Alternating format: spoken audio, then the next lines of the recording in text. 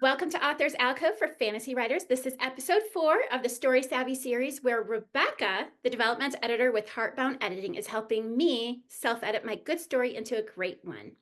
Last week, we went over using our genre to make our stories stronger, and today we move from external considerations like audience and genre to one of the most internal, the heart of the story. Hello, I have had so much fun discussing target audience and genre with you so far in this series. I am excited to now shift over and start talking more about the personal aspects of global story, starting with the heart of a story. By the end of this episode, you'll hopefully feel even more in love with your story or idea and confident in how you can better center it for your own satisfaction and your readers. Hi, Rebecca. Hi. So, Agnes, based on the last few episodes, what have you come up with for your goal audience member, your setting genre and content genre, and what are a couple big obligatory moments or elements for those genres that you're aware of? Okay, so my target audience is a 14-year-old girl or 14-year-old. I think girl because the main character is a girl, so I think that would be like my target audience. My genres are middle grade dragon fantasy as the setting genre, and epic adventure, of course, with the emphasis of that bond of dragon and humans as my content genre and subplot.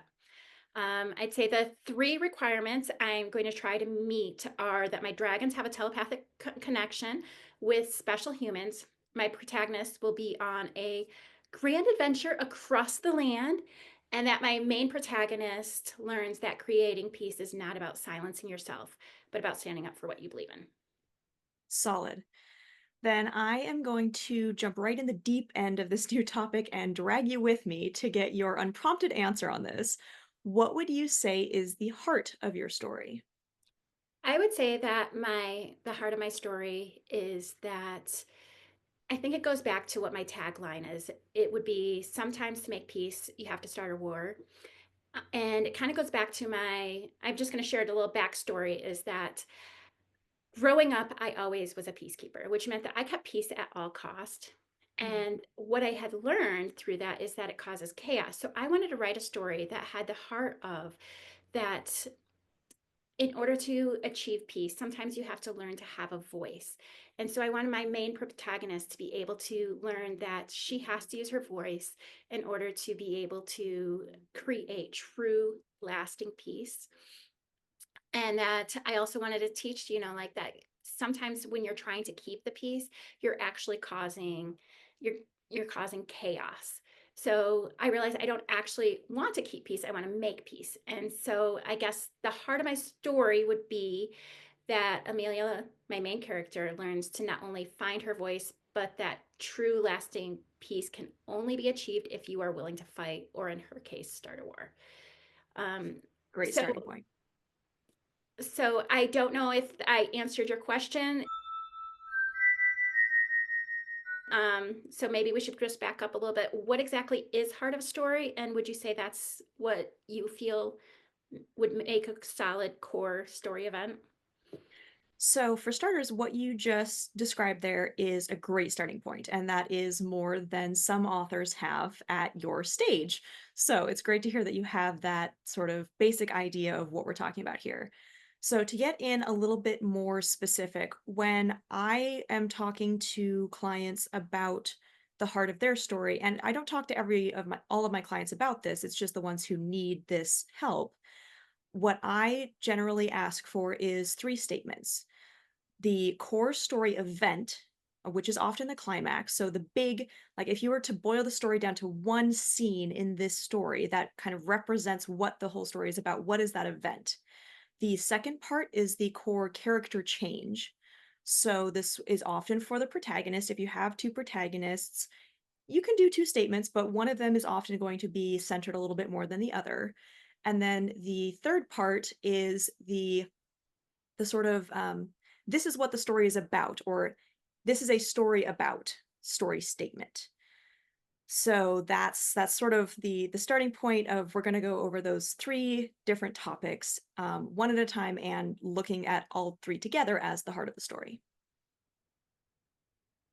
So, would you say that the hardest story is the same as the theme? If it's helpful for you to think of it that way, then absolutely. You can there's so many different takes on theme.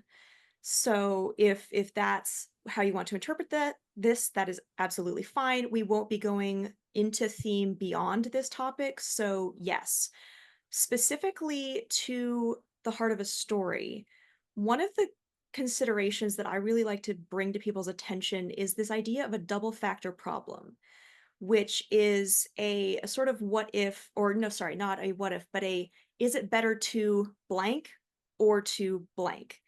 And that could be something like, is it better to keep the peace or is it better to fight for peace?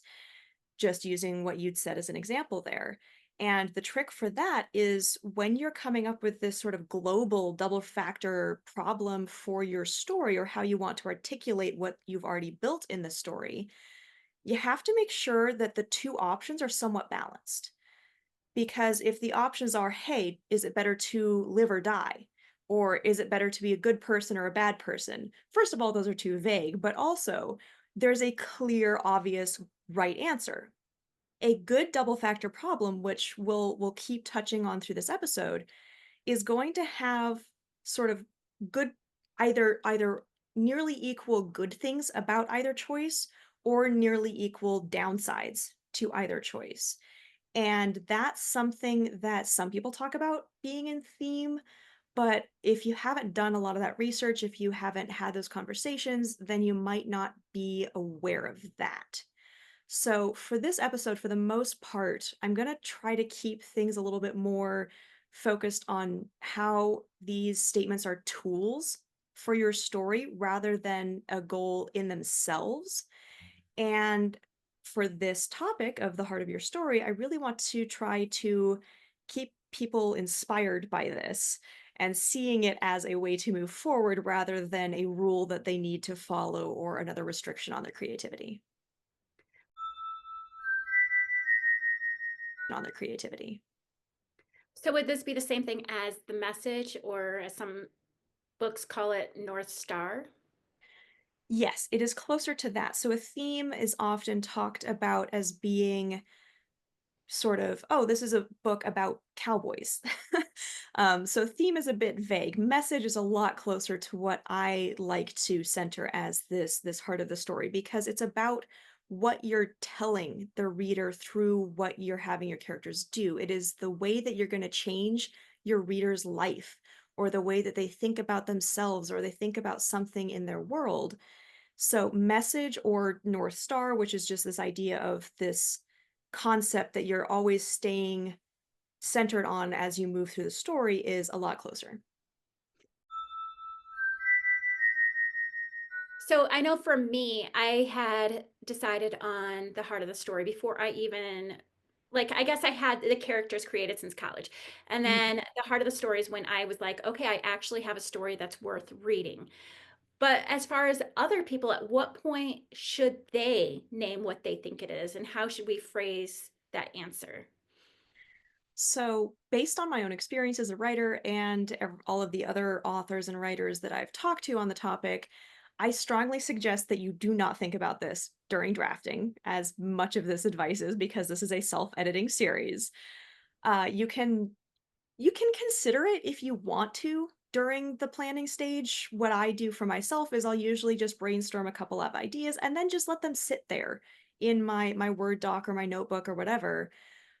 Where this really comes in is like 99% in the self-editing period, because this is much less, hey, this is what I want to do. Although if you have a strong version of that, great. This for our purposes here is much more about how can I take what I have created already and name what's at the heart of it so that I don't lose that or so that I can strengthen it if it needs that. So, for example, how I would phrase these different things, and again, this is having read and pulled out what's already there. For the core event, the statement might look like, The protagonists sacrifice themselves to save the other from the villain and escape his compound for good. So that has some big concepts, self-sacrifice, saving the person they love, but it's also specific to this story. It is I know that I have two protagonists in this story who want each has to save the other. It's not one-sided, and the villain has them kept like prisoner in his compound. So the core story event is them making those sacrifices which reflect the character arc, but it's not about that necessarily, and they escape this compound. Then the core character change statement for this same book, and I'm using one of my own novellas as an example here because it's easy in my brain. The core character arc statement might look like for my female protagonist, her statement is she changes from being passive and afraid to proactive and brave. And then the core character arc statement for my male protagonist would be he changes from vengeful and compromising to forgiving and resolute. Lastly, the story statement. So, the sort of what we were talking about with like theme of this is a story about blank would be something along the lines of this is a story about becoming a better person to save the one we love most. And those are the template, the frameworks that I will give people to try to fill out if they really need to do this work in their story is for the core event, it's just, hey, the protagonist name takes an action which results in big results. So that's the template for that statement. And then the template for the character arc change is character name changes from list their massive major flaw or two, and then name the opposite that they grow into. And then lastly, the template for that core story statement is this is a story about, and then you write out whatever that core, lesson learned or action taken or change enacted is for the story. So I'm going to throw this question out there is that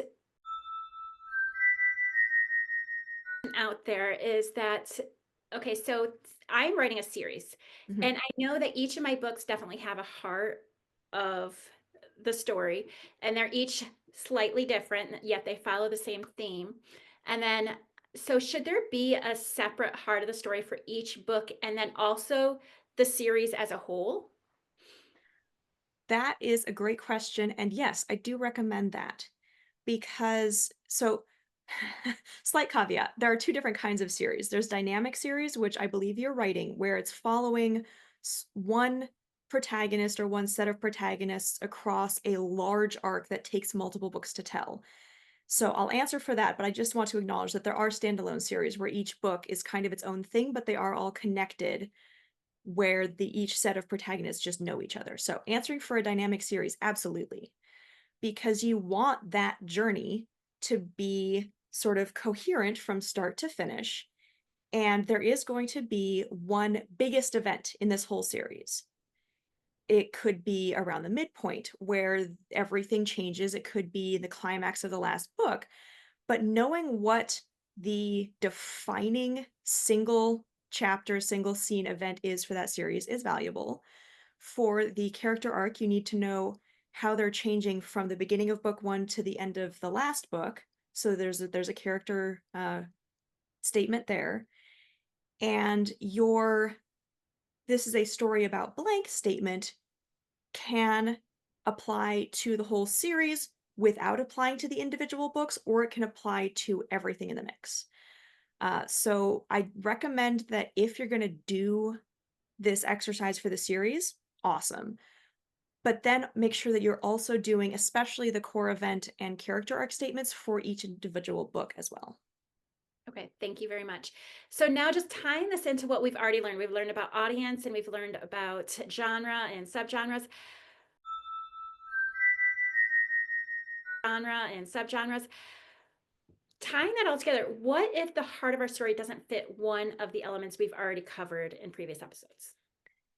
Yeah, so that is often where the resistance comes in of going, but I thought I had the right answers. I thought I had this figured out. Now you've introduced, whatever, more sort of dissonance in that. So the quick answer, I guess, is first make sure that you picked the right labels for your book.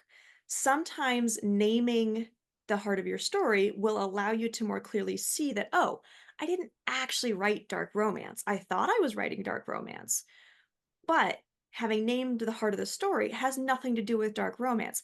Maybe I actually wrote a thriller that has a dark romance subplot.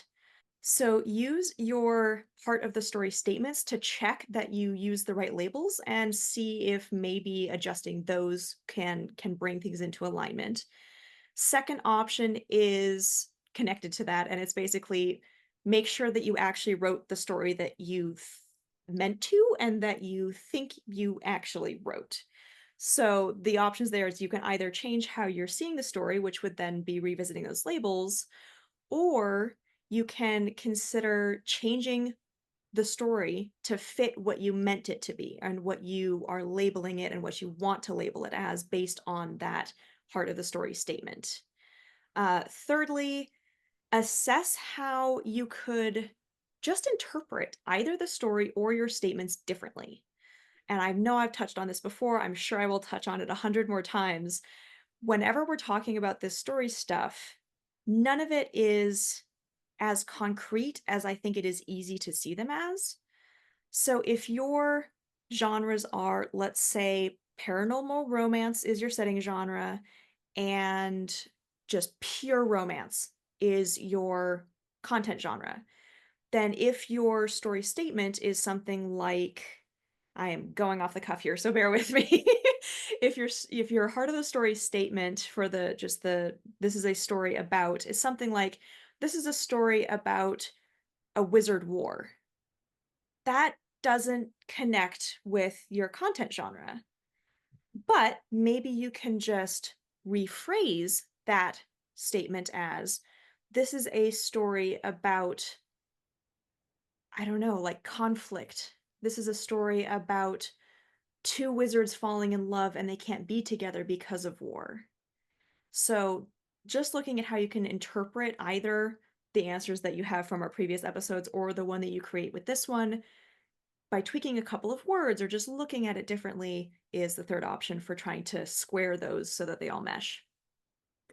And like we wanted to know if we had the right audience, the right genre. How can we check that we wrote down the right thing as the heart of our story?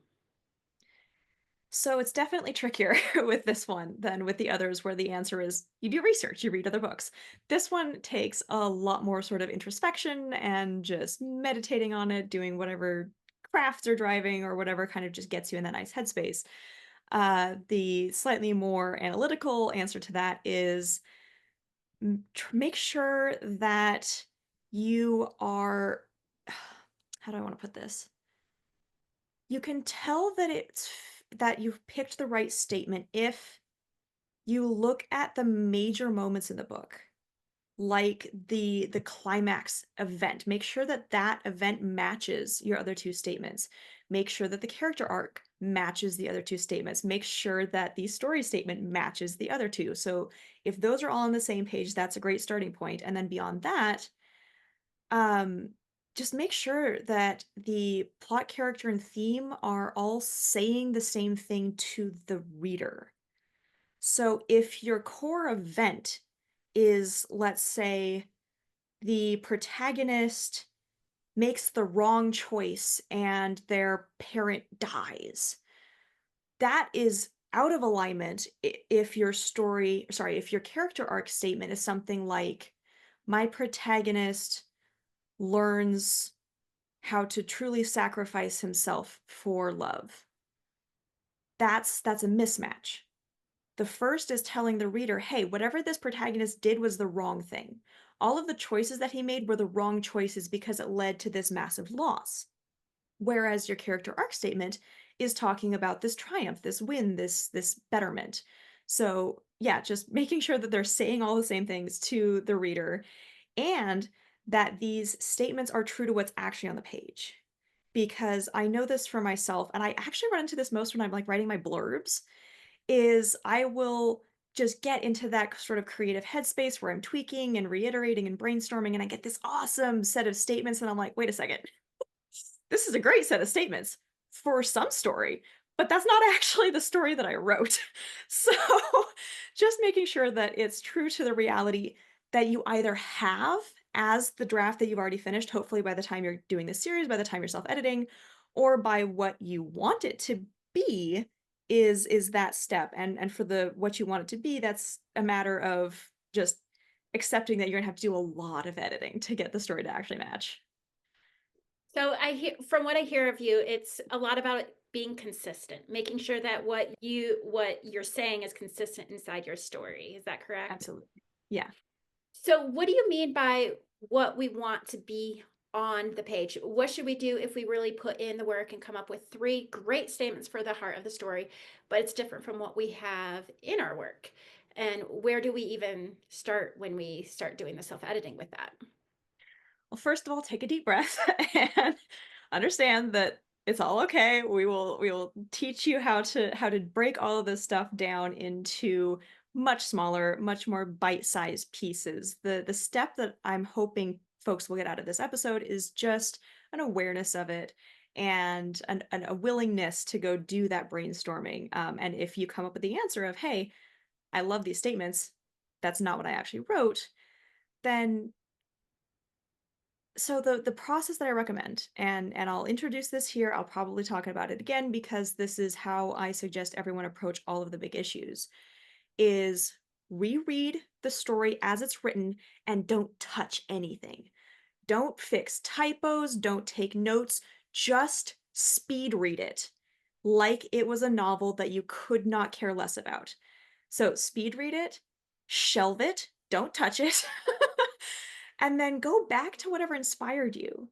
That can be, stuff in your own head, just things that you were processing. This could be Pinterest boards, music playlists, TV shows, movies, other books, whatever it is. Go back to those inspirations. And while you're consuming them, that's when you start taking notes because you need to let your brain sort of process these really big things. And you need to do that in a way where that pressure is totally off and when your brain opens up a gap of, "Oh, yeah, I totally forgot to consider this element, or I totally forgot to remember that this character existed," whatever that gap is.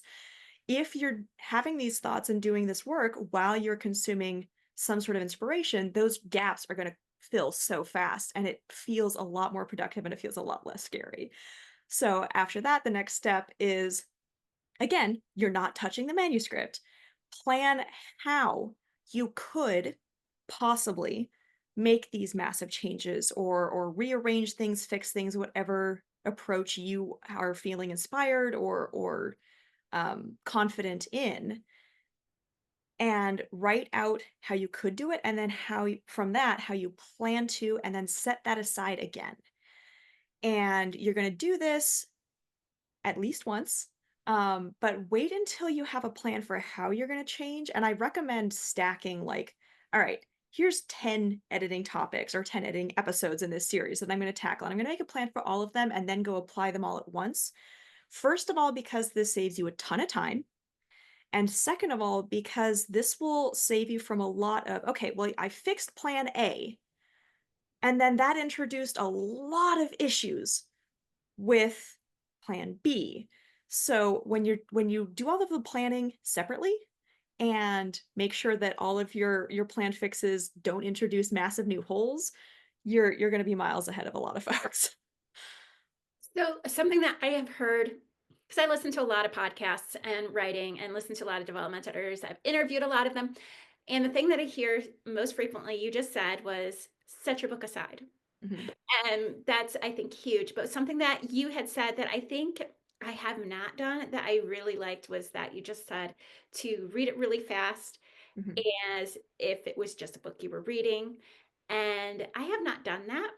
And I like that idea because I always am finding like, oh, I need to change this. Oh, I need to change that every time I pick up the book. And to be able, and like I keep thinking, I need to just read it to see like, because, and so I really like that you said that. I really like that you said that. But going back to questions, what's the biggest payoff we are going for in all this around knowing and presenting the heart of our story? Heart. All right. So the purpose of having this answer, and we've already touched on some of it, of just knowing what needs to change in the story if something isn't aligning, is the momentum of the story to some extent, because these answers will help you subconsciously. So you don't even have to learn it, you don't have to think about it. If you have this answer in your head, you will, without having to put in the extra work, build up better plot intrigue throughout, which is momentum. If you know, hey, that's the big story event that's sitting out there, and you know that each scene, every paragraph in the book leading up to that is headed in exactly that direction, then that's going to come through in the writing. That's going to come through in what you're describing and how the characters are talking about it. And all of that is the healthiest form of story momentum out there. Again, related to momentum, character investment counts for a lot. And this was a mistake that I made in my early work. I see in a lot of people's first books is they don't let the reader get attached to the characters strongly enough that they feel they need to find out what happens to them next. So having your heart of the story character statement of, hey, my protagonist changes from these flaws to these virtues, and you're thinking about that in every scene, every chapter, every paragraph, then you're going to give them a lot more depth. And because these sort of change arcs are what we experience in real life, you're going to much more easily and quickly get your readers very invested in, oh, well, I've felt sort of passive and afraid in my life. And I understand that there are places and times where it would have been a lot better if I could have been proactive and brave. So I'm going to wait and see how this character, how Demetria ends up making that change and how that works out for her. So again, just knowing what your statement is, your subconscious is going to help that come through, and it's going to create much better momentum there. And then for the this is a story about blank statement, that gets a little bit more like meta and super nerdy story structure that I really want to get into in this series, but it's going to give your story soul. If you just know that, hey, this is what this story is about. Again, you don't have to really consciously put in the effort into showing that as much as maybe you think, because it will come through, and that is going to help readers stay stuck into the story. So beyond momentum, knowing these statements is about delivering ending payoff. And I seriously cannot overstate how vital that is to a story that works and that will get people finishing it, closing that last, page and going, "Oh my god, I need to tell my friends." So so having these statements are going to help you deliver bigger emotions, better emotions, more, like I mentioned earlier, life-changing sort of takeaways from your story. So for what you'd said about what your story is about, your audience member, that 14-year-old girl that you have in your head when you're writing the story, if you are strong enough on these hearts of the story statements, she's going to come away from it going, oh, I learned something about human nature, about the value of acting in certain ways or making certain sacrifices or whatever that is. So delivering that catharsis and feeling changed by the story is just absolutely just vital. And I will take a little detour here to talk about, there are basically two kinds of story endings as far as that payoff and catharsis goes. The first is prescriptive. So this is any story where the protagonist makes the right choices and wins. If you can say, oh, in this story, the protagonist wins at the end, that's prescriptive. It's a lot rarer to see, but it can be really entertaining to read. Cautionary stories are also a thing, and I often see these in thriller or darker genres. And that's where you follow the protagonist going through their change arc and the major event and the story, statement. And it's all to build up to show that, oh, they messed this up. they made the wrong choices, they became a worse person, whatever that is. And those stories can also deliver catharsis. They can deliver that ending payoff of, "Oh, well, I've made different choices in my life, so it's gonna work out better for me than it did for them." So, there are 2 options, you don't have to win at the end, but you need to make sure that if your arc is positive, the payoff is positive, and if the arc is negative, the payoff is negative, and having your story statements will help with that. This will help with that. So, how about like thinking about elements like symbols, imagery? What elements could we use to bring the core theme to the surface? And how can we do this effectively? So, yeah, that's what most people think of when we start talking about message and theme is this symbolism and the imagery and the metaphors and all that kind of stuff. But while those things can be fun to play with, they aren't a part of the story as much as they are, window dressing on it. So instead, I recommend that people use more integrated elements to deliver the theme or whatever you want to call it. We've already talked about that maybe without realizing it, because when I'm talking about the heart of the story, I'm talking about major plot action moment and character change, which requires choice before we even get to that story statement of this is a story about blank. And that scales down to every level. When you're talking about the major moments in the story and the small ones that connect those major moments, using your plot action and your character choices to talk about this theme, to show it ideally, because show don't tell does apply here to some extent. You don't want to just open the book with this is a story about whatever it is. You want to explore it. You want to show how these themes are being experienced. So, doing so through plot and character are a much, much stronger way to do so. For example, let's go back to my novella example that I was talking about earlier.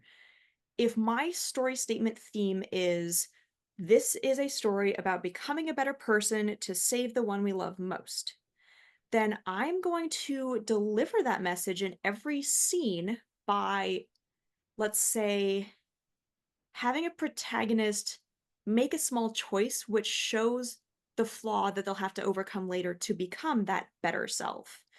Or I'll introduce an unexpected threat to one of their lives through the plot action, or I will show them being blind in a small or big way to their own flaws in a way that endangers the other one. And I'm going to do so in escalating ways up through each scene in the story until it reaches a point where they have to change and they have to make a different choice than they had up to that point. But I'm digressing a little bit. So, beyond the plot and characters, some other things to consider in delivering your theme, delivering your heart of the story could be picking a setting which will force these issues to come up. For example, if your story is about, women's rights, placing this around the suffragette movement around the turn of the 19th century is a great choice because that setting is going to force these topics to come up. If you want to talk about, decadence and the fall of power, then setting it in ancient Rome towards the later end of ancient Rome is a great choice because that setting forces this theme to come up and be addressed and be wrestled with. Another consideration could be your supporting cast. So if your main character is dealing with, well, how do I become braver? Then having, their best friend and the fruit merchant and whoever else is in this story, again, subtly, you don't want to overstate this, but subtly wrestling with that same question, but in a different way, in a more boring way, in a smaller way, however you need to frame that so that they don't, take over the story and overshadow the protagonist is another great way to just sort of consider how you can get that theme in there in a way that actually matters. So, when in doubt, look at how every moment of conflict or surging forward in the story or stumbling back in the story because there should be both, or mentorship or internal change can connect in some way, however small, to one of those core heart statements, because hopefully you have them all aligned, so it's kind of one path that everything is on. But adding on to that, and very much connected to that, I just said, that path that they're on. None of these statements are entirely static. And especially if you look at the character statement, it's so and so changes from this state to that state. That is a path. That change is not going to happen in one scene or at one moment. So when you're thinking about these heart of the story, when you're starting at the beginning of the book, understand that they're out there on the horizon. And when you're writing these elements to sort of connect into them and bring them to the surface, it doesn't have to be that protagonist standing in chapter one connecting to that thing out there in the future. It just needs to connect to the path between the first sentence of chapter one and eventually getting to that core event or the point where they actually have that change or where that theme really comes into its own and gets wrestled with. Okay, so now, we don't have very much time, but I want to be devil's advocate for a second. Do we really need to know what the heart of our story is? And what if we don't bother naming it? Sure. Valid question. And especially since a lot of writers and editors and authors and whatever don't care about this and don't go through this process. Especially, I'm aware that there are massive big name authors that literally everyone has heard of who, when asked about theme or message or whatever you want to call it, absolutely swear up and down that they don't have a theme and they don't think about message and this isn't part of their stories, and if people want to put it in there for themselves, that's fine. But the thing is, if you're listening to this podcast, you probably aren't one of them. And my job is very often teaching people who are either just starting off or want to get to that point, having already done this for a while, how to consciously learn quickly what those bestseller, world famous authors have subconsciously learned over decades of practice. So, yeah, you don't have to do this exercise. You could instead write 30 books over the next, 50 years and figure it out subconsciously, like we were talking about with our meeting our genre promises of if you read enough, this stuff is in your head somewhere subconsciously. But that's also part of why I recommend you don't worry about this too much until the self editing stage, because your subconscious has something to say and it's gonna say it without you thinking about it as you're writing the story. So, this process is far more about looking back at what your subconscious wrote and pulling it into a conscious awareness of it so that you can just bump it up and make it even stronger and even more satisfying. And just going to add in that I promise that this is the biggest, scariest thing we are going to talk about in this whole series.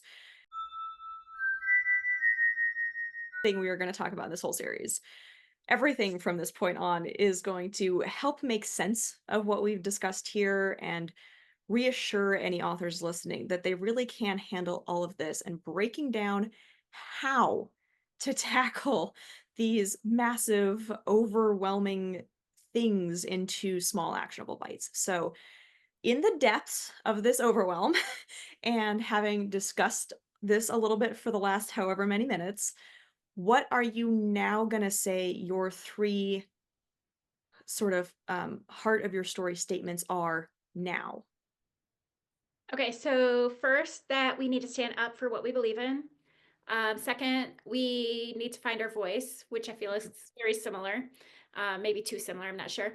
And third, that peacekeepers never truly achieve peace. They just give a feeding ground for chaos, which is something I strongly believe.